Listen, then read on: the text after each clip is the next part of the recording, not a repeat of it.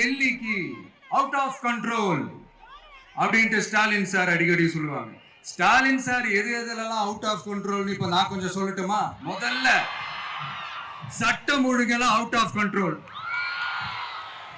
பெண்கள் பாதுகாப்புல out of control, இளைஞர்கள் வேலை வாய்ப்புல அவுட் ஆஃப் கண்ட்ரோல், மொத்தத்தில் அவரோட ஆட்சியே ஒரு அவுட் ஆஃப் கண்ட்ரோல். இந்த வருஷம் பிகினிங்ல சட்டசபையில பேசும்போது சொல்றாங்க, மக்கள் எல்லாரும் ரொம்ப மகிழ்ச்சியா இருக்கிறாங்க, அதனால நானும் ரொம்ப மகிழ்ச்சியா இருக்கிறேன் அப்படின்னு. மக்கள் சந்தோஷமா இருக்கிறத பார்க்கிறது கூட ஒரு சந்தோஷம் தான் சார், அது யாரும் இல்லைன்னு சொல்லல. அப்படி உண்மையிலேயே மக்கள் உண்மையிலேயே சந்தோஷமா இருக்கிறாங்க அப்படின்னா ஏன் சார் விவசாயிகள் போராட்டம் நடக்குது? ஏன் சார் மீனவர்கள் போராட்டம் நடக்குது? ஏன் தொழிலாளர்கள் போராட்டம் நடக்குது? தூய்மை பணியாளர்கள் போராட்டம் ஏன் நடக்குது?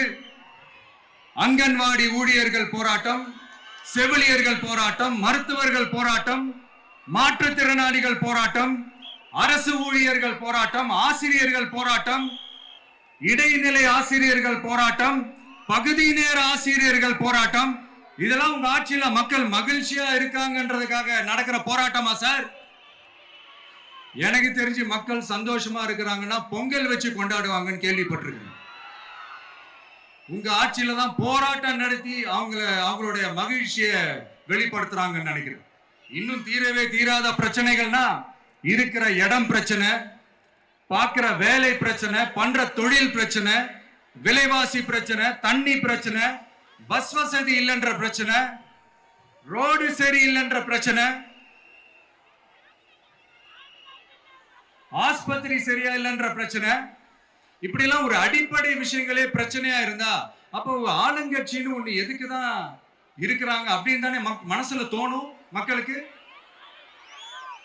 ஆட்சிக்கு வர்றதுக்கு முன்னாடிதான் பொய்யா அடிச்சு விட்டீங்க, இப்ப ஆட்சியை விட்டு போகும்போது கூட பொய்யா பேசுறீங்களே சார், என்ன சார் இது? மாத்தி மாத்தி பேசுறதுல நீங்க வேற லெவல் தான் சார்.